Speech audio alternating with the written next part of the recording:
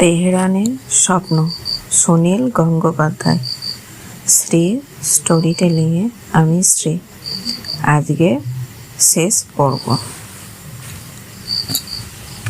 এ দেশের সব কোম্পানির এক্সিকিউটিভদের নানা রকমের নোংরা কাজ করতে হয়।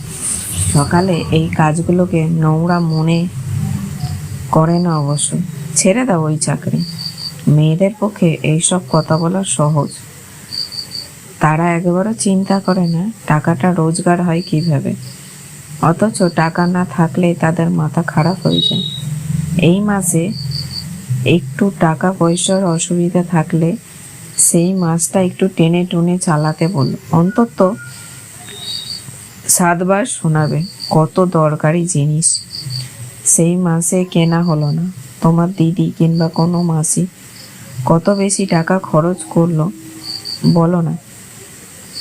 তুমি চাকরি ছেড়ে দাও, দরকার হলে আমরা আম গাছের তলায় গিয়ে থাকবো। সেখানে তোমার মোজাইক করা পরিষ্কার বাথরুমে দরকার হবে। তাছাড়া আমরা গাছের তলায় থাকবো কেন? আমরা নিজেদের বাড়ি আরো 5 জনের মতন ঠাঁ বজায় রেখে থাকবো। সেই জন্য কিছু মূল্য দিতে হয়। আমি কিন্তু তেহরানে চলে যাব। আমি তো আপত্তি করিনি। আমি তোমার কোনো কাজেই বাধা দিয়েছি? এখানে তোমার জীবন একঘেয়ে লাগে। তুমি কিছুদিন নিশ্চয়ই ঘুরে আসতে পারো, অন্তত 3 বছর। বেশ তো। রজত রান্নাঘর থেকে বেরিয়ে গিয়ে একটু পরেই আবার ফিরে এলো।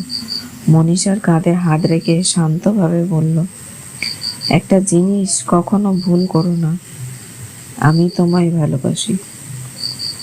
দেবযানী মেয়েটা ফিরে গেছে ইরানে। সেখান থেকে সে মনে করে ফর্ম পাঠিয়ে দিয়েছে মনীষাকে। দুপুরবেলা রেজিস্ট্রার পোস্টের খামে আসবার পর মনীষা বহুক্ষণ ধরে ফর্মগুলো পড়ে দেখলো। বাবারে বাবা, কত রকমের নিয়ম কানুন। বাবা মা ঠাকুরদা ঠাকুমা কারোর কোনো অসুখ হয়েছে কিনা তা পর্যন্ত জানতে হবে। কিন্তু মাইনে বেশ ভালো। বছর 11 মাস কাজ, 1 মাস পুরো ছুটি। সেই সময় দেশে ঘুরে যাবার ভাড়াও দেবেন ইরানি সরকার। 1 বছর পর ফিরে এসেছে মনীষা। টম্পু দারুণ স্বাস্থ্য হয়েছে। পাড়ার ছেলেরা তাকে ট্যাক্সি থেকে নামতে দেখে বলে, বৌদি কোথায় ছিলে এতদিন? নিচের তলায় ভাড়াটে বলল, মনীষা দি, কি সুন্দর দেখাচ্ছে তোমাকে, ঠিক যেন 10 বছর বয়স কমে গেছে। মনীষার সঙ্গে প্রচুর জিনিসপত্রই, সকলের জন্য উপহার এনেছে নানা রকম। রজত হাসতে হাসতে বলল, তোমাকে যেন চেনাই যাচ্ছে না, ঠিক যেন মনে হচ্ছে অন্য কারোদের বউ। মনীষা লাজুক স্বভাবে হেসে বলল, 1 বছরে কেউ এতখানি বদলায় নাকি? তারপর সে আবার খুব উৎসাহের সঙ্গে বলল, জানো, আসবার সময় গ্রিসে ঘুরে এলাম, এথেন্সেও গিয়েছিলাম, আরো 2-1টা জায়গায় যেতাম, কিন্তু টুম্পুর বাড়ি ফেরার জন্য কান্নাকাটি করলো অনেকদিন তোমাকে দেখেনি বলে। দরজায় শব্দ হলো। টুম্পু এসে গেছে স্কুল থেকে। মনীষার মেজাজটা আজ খুবই ভালো। টুম্পুর হাত থেকে বই খাতা নিয়ে এসে বলল, টুম্পু শোনা, তোমাকে আর এই স্কুলে পড়তে হবে না। টুম্পু বলল, আমাকে বড় স্কুলে ভর্তি করিয়ে দেবে? বড় হয়ে গেছি? না, আমরা দূরে এক জায়গায় বেড়াতে যাব, তুমি সেখানে স্কুলেই পড়বে। কোথাকার মা? সে অনেক দূরে, প্লেনে করে যেতে হবে। দাদা আর বাবা যাবে না? শুধু তুমি আর আমি? দাদাকে নিয়ে যেও না, দাদা দুষ্টু।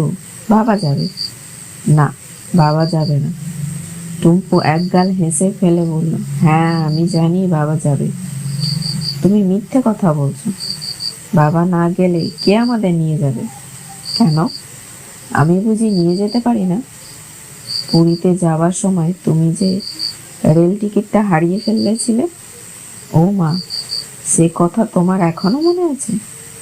তুই তো তখন অনেক ছোট। হ্যাঁ মনে আছে, বাবা বকলো তোমাকে সেই জন্য।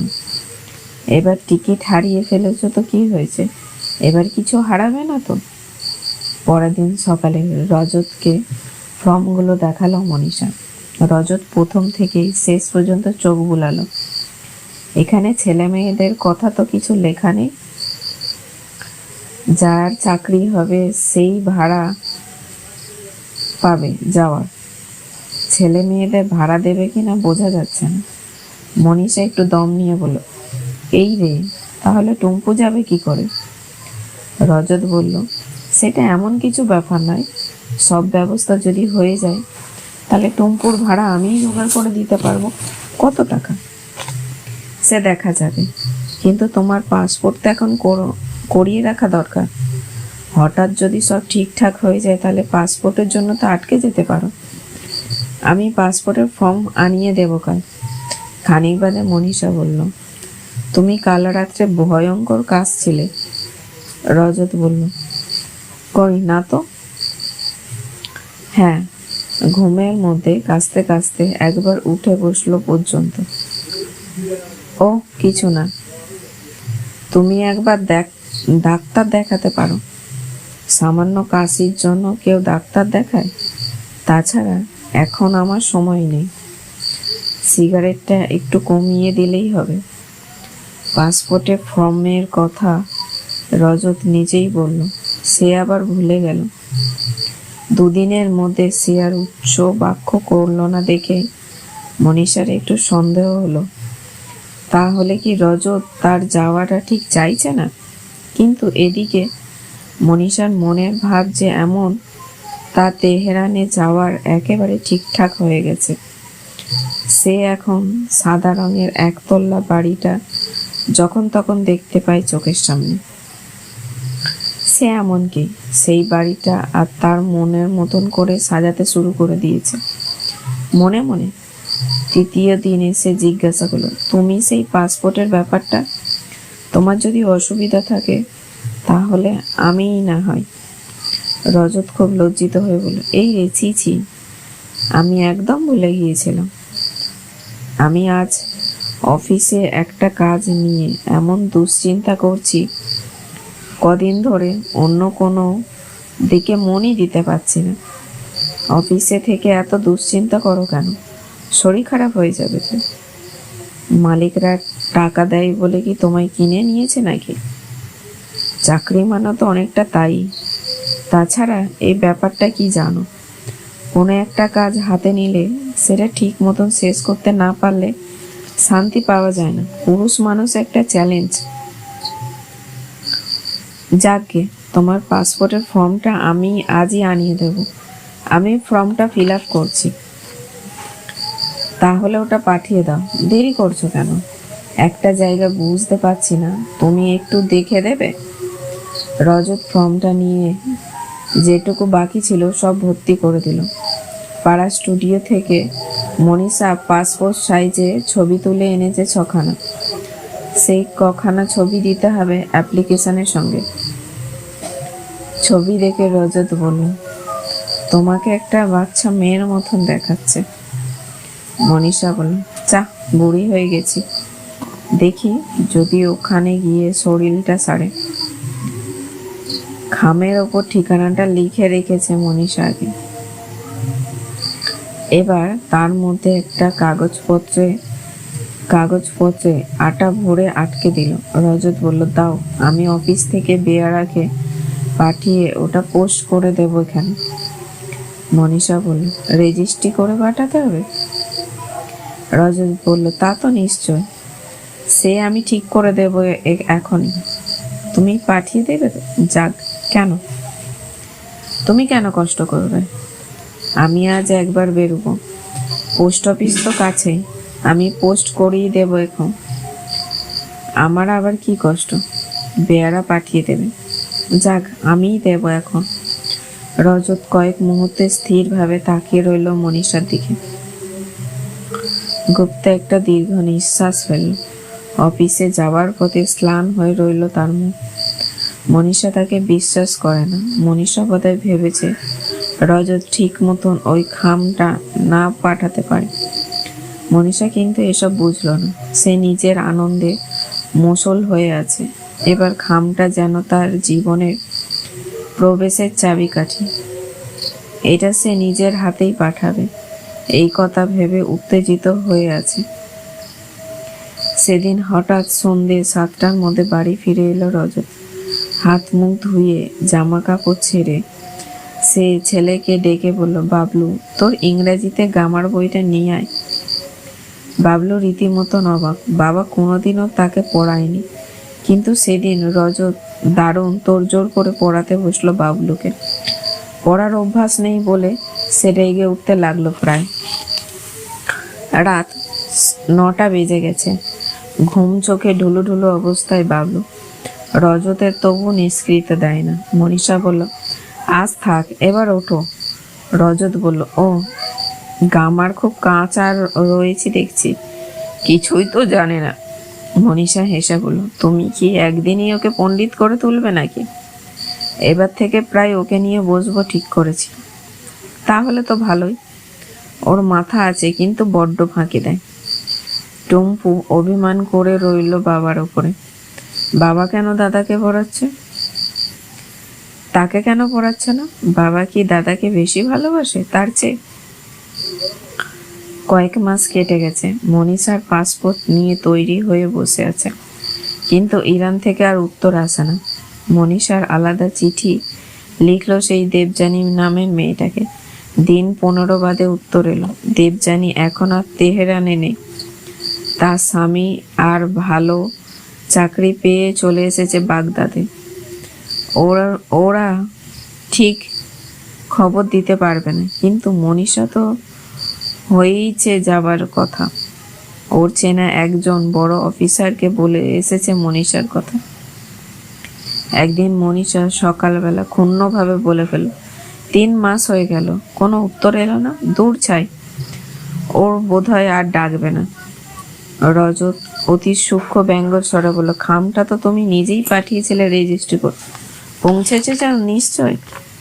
মনীষা ব্যঙ্গটা ধরতে পারলো না। সে বলল, পৌঁছাবে না কেন?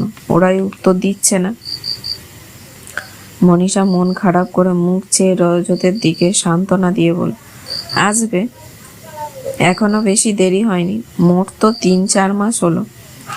তারপর সে মিনমিন করে বলে, শুনেছিলাম আজকাল বাইরের সব চাকরি ministry of external affair truth দিয়ে আসতে হয়, এয়ারফোর্স ট্রুথ দিয়ে আসতে হয়। সেটা কিছু অসুবিধা হবে না তো? ওরা কিছু লিখলো, দিল্লি থেকে অনুমতি নিতে হবে। নিছক এটা একটা নিয়ম রক্ষার ব্যাপার। কিন্তু পরের মাসে কোনো চিঠি এলো না। এদিকে সে গোলাপের বাগানের ঘেরা একতলা বাড়ি তেহরান শহরে একখানা খালি পড়ে আছে। মনীষা তার জানলার পর্দার রঙও পর্যন্ত স্পষ্ট দেখতে পাচ্ছে। রজতের অফিসে ব্যাগটা মনীষা কখনো হাত দেয় না। অনেক দরকারি কাগজপত্র থাকে। মনীষা ভুলমন যদি কোনো কাগজ হারিয়ে ফেলে, সেই জন্য একদিন ব্যাগটা খাবার টেবিল থেকে ঘরে নিয়ে গিয়ে হঠাৎ খুললে দেখল পড়ে গেল কয়েকটা কাগজ। সেগুলো তুলতে গিয়ে ঠিক আসল কাগজটা সে দেখে ফেল, ডাক্তারের প্রেসক্রিপশন। রজতের ব্লাড প্রেশার অনেক বেড়েছে, তাই ব্লাড কোলেস্টেরল হয়েছে, হার্টের ইসিজি করাতে বলা হয়েছে।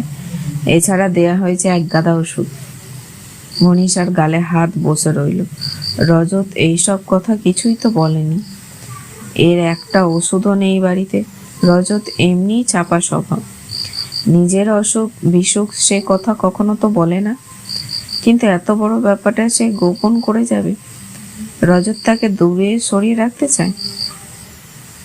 এরপরে একদিন রাত 11টা বেজে গেল, তবু রজত ফিরল না। অফিসে বেরোনোর সময় সে সামান্য একটু আভাস দিয়ে গিয়েছিল যে তার ফিরতে দেরি হতে পারে। কত দেরি? রজতের শরীর ভালো নেই, প্রায় রাত্রে খুব কাশে, সিঁড়ি দিয়ে দোতলায় উঠে গিয়ে হাঁপিয়ে যায়। তবু অফিসের জন্য এত খাটুনি, এত রাত করা। হঠাৎ যদি বেশি অসুস্থ হয়ে পড়ে, যাতে তার তেহরানে যাওয়ার ব্যাঘাত না ঘটে, তাই রজত তার অসুখের কথাটা গোপন করে গেছে। বিছানার কাঠ হয়ে শুয়ে রইল মনীষা। রাস্তায় যে কোনো লোকের পায়ের শব্দ বা কোনো গাড়ির আওয়াজ শুনলেই মনে হয় ওই বুঝি রজত এলো, কিন্তু সে আসে না। মনীষা অন্ধকারের মধ্যে চেয়ে থাকে। আস্তে আস্তে সে অন্ধকারের মধ্যে ফুটফুটে একটা সাদা বাড়ি, ভেতরটা ঠান্ডা, বাইরে আকাশ, পুকুর, জ্যোৎস্না, গোলাপ বাগান ধুয়ে যাচ্ছে জ্যোৎস্নায়। সে বাগানের একটা চেয়ার ফাঁকা। ওই বাড়িটার নাম মুক্তি। অনেক দূরে ওই বাড়িটা। মনীষা ওখানে